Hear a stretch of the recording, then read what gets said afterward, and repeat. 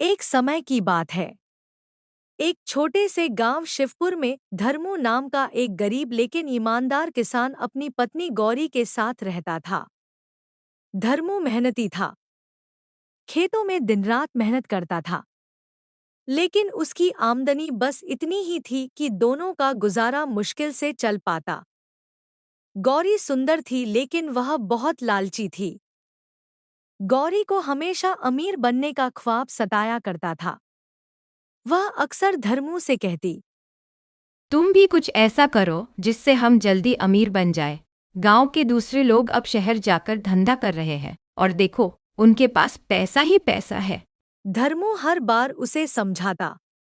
गौरी, ईमानदारी से कमाया गया धन ही टिकता है। जल्दी अमीर बनने की चाहत अक्सर विनाश की ओर ले जाती है।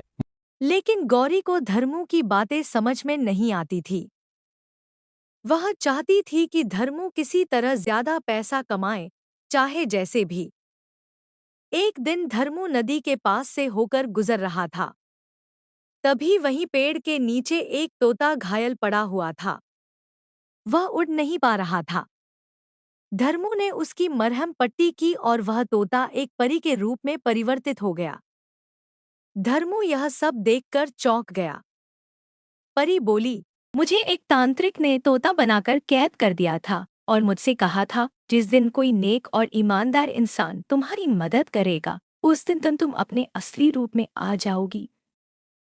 फिर परी ने धर्मू से कहा, तुमने मेरी सहायता की है और तुम एक ईमानदार और सच्चे इंसान हो। मांगो, क्या चाहिए तुम्हें? जो बोलोगे वह मिलेगा। धर्मू सीधा साधा इंसान था। उसने बोला। मुझे कुछ नहीं चाहिए। परी हंसी और बोली, अच्छा ठीक है, अभी तो मैं यहाँ से जा रही हूँ, मगर जब भी तुम्हें मेरी मदद की जरूरत लगे, इसी जगह पर आकर परी रानी 3 बार बोलना, मैं वापस आ जाऊंगी। इतना कहते ही परी वहां से अदृश्य हो गई। धर्मू ने अपने घर आकर सारी बातें अपनी पत्नी को बताईं। सारी बातें सुनकर गौरी के मन में लालच जाग गया। उसने धर्मू से कहा, तुम अभी उस परी के पास जाओ और उससे कोई ऐसी चीज मांगो जिसको पाने के बाद हमारे जीवन में कभी पैसे की कमी महसूस न हो। धर्मू ने पहले तो मना किया, पर गौरी के कहने पर वह वापस उसी जगह पर गया और 3 बार परी रानी बोला। और परी सच में वापस आ गई। परी मुस्कुराई और बोली, कहो, क्या मांगते हो? मुझे कोई ऐसी चीज दो जिसको पाने के बाद मेरे जीवन में कभी पैसे की कमी ना हो। परी ने धर्मू को एक जादुई मटका दिया और कहा, मटके में जो भी चीज डालोगे उसका 2 गुना मिलेगा। धर्मू खुश हुआ और अपने घर की तरफ चल दिया। घर पहुंचा तो मटका देखकर गौरी खुशी से चहक उठी। देखते ही देखते दोनों अमीर हो गए। यह बात पूरे शिवपुर गांव में फैल गई।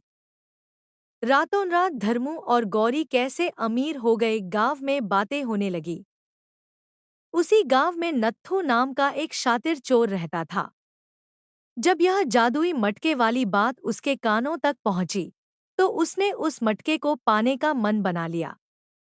एक दिन गौरी सब्जी खरीद रही थी। वहीं पास खड़ा होकर वह चोर गौरी को जानबूझकर सुनाते हुए जोर जोर से कहने लगा, अरे भाई, मैंने सुना है अपने गांव के बाहर एक जादुई तालाब है। उसमें कोई भी सामान रात को डालो, सुबह तक डबल होकर मिलता है। गौरी वहीं खड़ी सब सुन रही थी। अगले दिन वह रात होने का इंतजार करने लगी।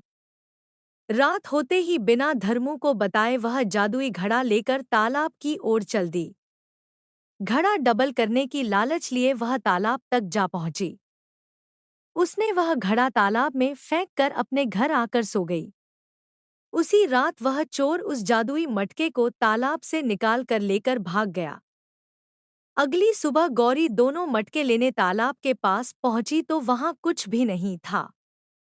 उसने बहुत ढूंढा, पर मटका नहीं मिला। घर आकर उसने धर्मू को सब बात बताई। धर्मू सिर पकड़कर बैठ गया। गौरी को अपनी गलती पर पछतावा हो रहा था। सीख लालच बुरी बला है।